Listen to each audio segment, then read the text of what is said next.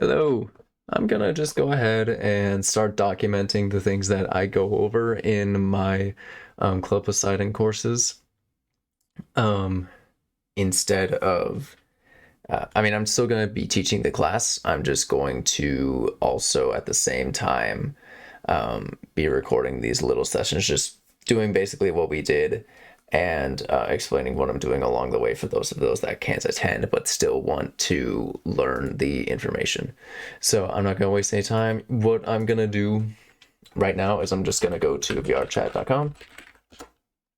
I'm going to log in. If you haven't logged in to VrChat before, what are you doing here? I'm going to go to download. And I'm going to download the VrChat SDK 2. I'm not going to be teaching VrChat SDK 3 scripts and Udon and all of that, or Avatars 3.0 or any of that. I'm going to be teaching just simple triggers and actions like here. So you're going to download SDK 2. I already have it downloaded. I believe it just was going to pop up like that. And you're going to save that to wherever you save it to. And then you're going to download Unity. It's going to take you to this screen, and you're going to the current supported Unity version, and click here to download the exe installer, and that's just going to bring that up for you right there. All right. And you're going to set up a Unity profile, which is very simple, very straightforward. If you have a question with that, you can just DM me with it. And then you're going to be met with a screen similar to this once you're all finished with that. You're going to click New right here. And you're going to name this project whatever you want. Leave this other stuff the same, but just name this project name whatever you want. I'm just going to call this course tutorial recording. Oops. How do you spell? I don't know.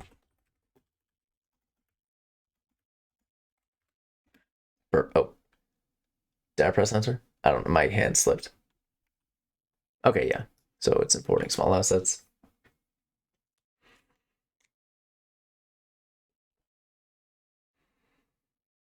And this takes a while usually. So this is the fun part of making a world, really.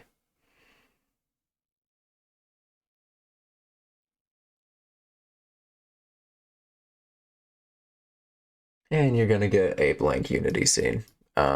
This is where the fun begins.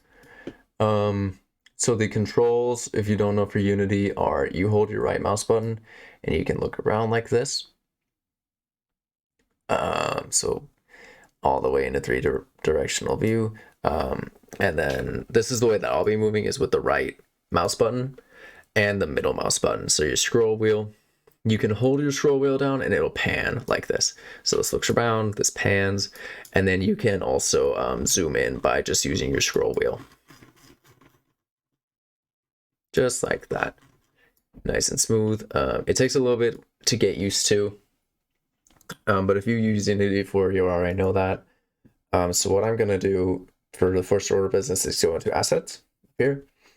I'm going to click on that. I'm going to click Import Package, and I'm going to get Custom Package. And wherever you stored your SDK, I don't know where the hell my SDK is at, actually.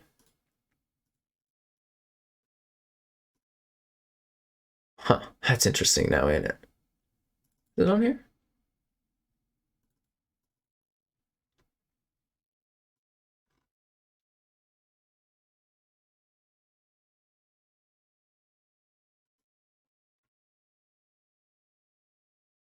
There we go. You just go to wherever you had your VrChat SDK stored, and you import it there. You just double click it and open it, and it will import. SDK 2, just the newest one that you got from your website.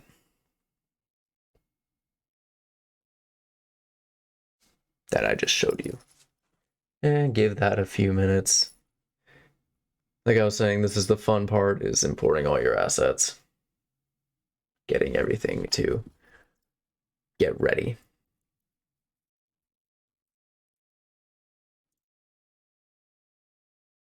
Okay, so you have your VrChat SDK up here now. That's how you know it's finished. And then you get also VrChat examples of VrChat SDK right here. You're going to go, for the next order of business, you're going to go to Window, Package Manager right here. And you're going to wait for that to load. And you're going to scroll down until you find Probuilder right here. Probuilder is going to be your best friend. So you're going to click on it and you're going to click Install. And give it a minute as well. Probuilder is probably the most important asset for VrChat world creation, quite unfortunately. It's tricky to get the hang of, but once you get the hang of it, it comes naturally and you get faster and you can build things with it. Basically, all it is your architecture creator. So your walls, your ceilings, your floors, your windows, things like that are what you're going to create in Probuilder. You're going to close out of this now, and you're going to get a little tab that says Tools right up here. And you're going to drop down, it's going to say Probuilder. You're going to go to Probuilder Window. This is the most important screen for your VrChat world creation career right here. I guarantee you that. So you're going to click it right here, and you're just going to drag it over to the right side. Because you want to keep it on hand. Don't worry about these other two things yet. I just have those there for my preferences. But you just want Probuilder right over here next to your inspector. And you should have an inspector there. If you don't, you're doing something wrong. You don't have to worry about too many of these, just this new shape tool. You can click on this plus button and it brings up a bunch of shapes that you can make. So you got your sprite, your prism, stairs, cylinders, doors, planes, pipes, cones, arch, spheres, and toruses. Really the only thing you have to worry about right now is cubes. This cube, while it's in the shape tool, it doesn't exist. So if I close out of the shape tool, it's going to delete it. It doesn't exist until you press build. And before it exists, even you can edit its dimensions. So if it's, if you want it to be like 5 meters long and 100 meters tall, you know, whatever. And these units are in meters, by the way. So that's about a yard in imperial systems. That's what I think that's what it's called. But this cube doesn't exist, and you can edit its dimensions until it exists. When you click build, that's when the cube actually pops into existence. Just like that, you have a cube in your scene now. You can do a lot with this cube. You can drag it around. You can rotate it with your rotate tool over here. But the first thing you really want to do is you just want to make it bigger. Probably your first instinct is to go up to your scale tool up here, and you just want to do that, right? It's probably your first instinct. Your first instinct is wrong because this is Probuilder, and that nothing is really quite that easy, unfortunately. No, to make a cube more specifically bigger, you get these 4 little bars up here. You're just going to click on face selection. And with that, you no longer grab the whole cube, you grab the edges of it. So a cube has 6 edges, 6 faces. Just think of an edge, just think of a face as an edge, basically. So you can grab all of the faces for this cube. And with it, you can rotate, again, you can make them bigger or smaller. You can rotate them, and you could, like, I don't know, make a nice curved wall like that, I suppose. You can do whatever you want with it, really. But right now, to make it bigger, all you're really going to do is you're going to grab one edge on the side. If you grab an edge on the top and you do that, it's going to make it look like that, and that's going to be weird. So you're going to grab an edge on the side, and you're going to drag it out in the way you want it to be. I'm making the floor here for my architecture, so I'm going to be dragging it out that way. And it just comes out nice and smooth like that. Now, if you want, you can hold Control while you do this. So you hold left Control and you drag it out, and it comes out in increments of exactly 1 meter if you want laser precision. And that's up to you if you want to do that. I can usually pretty confidently do it by eye. If you can't do that, that's just fine. I'm going to make mine, what is that? 1, 2, 3, 4, 5, 6, 7, 8, 9, 10, 11, 12, 13, 14. There's no efficient way to count this, unfortunately, because the scale still says 1, 1, 1 here. But this is 14 meters. I'll make it 15 real fast just for simplicity's sake. And then I'm going to do the same thing on this side. except this is going to be the width of it, so I'm only going to make it about 8 meters. Sure, 7 meters is fine right here. I'm actually going to make this a little shorter. I'm going to make it a little longer. So I'm trying to match up the exact architecture that I had in my head. So we got 1, 2, 3, 4, 5, 6, 7, 8, 9, 10, 11, 12, 13, 14 meters. That's perfect. That's good. So we have a floor now. And you want this floor to say 1 meter tall for this instance.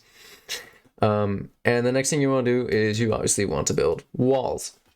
Now, if you want to build a wall, you know, the first thing you probably want to do is just make a new cube. And let's say you just put it right here and then you just make it bigger and it lines up just like that. That's fine, but it's not the easiest way you can do it. The easiest way you can do it is you can go back to your face selection, grab the edge of the cube here, and you can hold shift while you're dragging it out, and you'll notice it created a new face right here. That's called extruding. Whenever you hold shift while you drag something out and it creates a new face, that's called extruding. And extruding is your best friend in Probuilder and creating architecture. So you have this new face here, and you can select it with your face selection option. You press in, and it creates a new face, and you can grab it with your face selection. I think I said that twice, but that's okay. While you have it selected, you can hold shift again to extrude, because if you don't hold shift, you're going to get something like that. So you hold shift and you extrude it upwards. And you can make a wall just like that. I'm going to make my wall, what is that, 5 meters. I'll make it 6 meters tall. Yeah, sounds good. If you want your walls to be all exactly the same size, what I suggest doing, instead of kind of guesstimating, is just taking all of these edges, and again, I'm holding shift while I'm dragging these out, and you can click on one edge, and while you're holding shift, you can click on another edge, and that's going to give you, you're going to be able to select multiple edges at a time. So if you don't hold shift, you click on this edge, and while I'm not holding shift, I click on this one, and it deselects that one. But I hold shift, I grab that one, and then I can grab this one too, and it doesn't deselect any of them. Now I have all 3 of these edges selected, and I can hold shift again to extrude upward 6 meters. Pretty amazing, if I do say so myself. Now you want to create a ceiling. So it's the same concept. You're going to grab one of these edges, just grab one of them. You don't have to grab all 3. It's actually not going to work if you grab all 3. You're just going to keep going up. Grab one of them. It doesn't matter which one. I'm going to grab this one just because it's long and big and easy. And you're going to extrude upward just a little bit. It doesn't have to be too much. So again, you're going to hold shift and grab it and go up with it. So just like that. And again, to undo something that you just did, hold Control and then press Z. And if you want to redo something you undid, hold Control and press Y. Just like that. And Control Z, you're going to do that a lot, especially when you're building architecture and you mess up on something. Again, so now you have this new face here that you extruded. You're going to, you don't want to do that. See, you want to hold shift and extrude it just like that. And now you have a ceiling. And now you have a nice architecture just like this. I don't know why there's light coming through there. I think there's like a little crevice there. That's fine. That's not going to be important here and by next class period probably. I'm going to create a new cube now. And I'm going to put it just about right here. No, I'm going to bring it all the way down. I'll bring it a whole meter down because there's going to be steps that will lead to that. The next thing I'm going to do for this architecture is I'm going to actually extrude this. So I'm going to hold shift and I'm going to drag it out about, we'll go ahead and say 5 meters real fast. And then we have these 2 separate faces. And then I'm going to hold shift again and extrude out 1 more meter, roughly. Then I'm going to grab this face that I just created right here. I'm going to hold shift again, going to drag it out about that far, sure. Gonna grab this one and this one. Without holding shift, I'm gonna do it just like that. Beautiful. No, actually that's wrong, I'm sorry. You're going to go only about that far because we're going to make a fire pit right here. You're going to grab both of these and without extruding again, so without holding shift, do just like that. Okay, beautimous. Now you have a platform kind of similar to this. You're going to grab this edge right here, and you're going to do the same thing that we did up here, just with smaller walls. So you're going to hold shift, grab onto it, create a face right here, and you're going to hold shift and make it about 1 meter tall because we're just creating a little barrier here. Only there. Don't worry about these right now. Just make a wall right here. So hold shift, drag it out, create a new face, hold shift, drag this up. I actually should have, now that I think about it, just done this real fast. Hold shift, drag this out, and you create a new face. Grab that, hold shift, drag it out, and you create a new face. Now, while holding shift, I can select all 3 of these again. So I have all 3 of those faces selected. Hold shift, drag them up 1 meter. Now we have a little barrier that's going to protect us. I messed that one up somehow. That's okay, I'll roughly line it up. See, when you're lazy like me, you can get away with stuff like this most of the time. All right, so you got a little something like this now, right? Next, you're actually going to take this wall and this wall, and you're gonna hold shift. Well, you don't have to hold shift, sorry. And you're gonna just drag it up like about that far. That's how I have it in the original architecture. And now we have this is going to be a fire pit area, but it's a little shallow. It's only 1 meter deep. So I'm gonna grab the bottom of these all these cubes, all of these faces that are here. And I'm just going to drag them down without holding shift, or actually while holding shift. Sure, and I'm going to make it about 1 meter deeper. Because, well, hold on, let me teach you something real quick. Drag it down while holding shift to just about 1 meter. Let go, hold shift again, drag it down just a little bit, and now you have 2 new faces down here. Or 3 new faces, I guess. And with that, you can just go ahead and do this, and you're going to hold shift again. And just like that, you have a nice, beautiful platform for your fire pit. And now you can grab either this wall or this wall, doesn't matter too much. Again, you click on this one, hold shift, click on this one, and then you can select both of them. I just realized there's a little problem. Grab the bottom of this,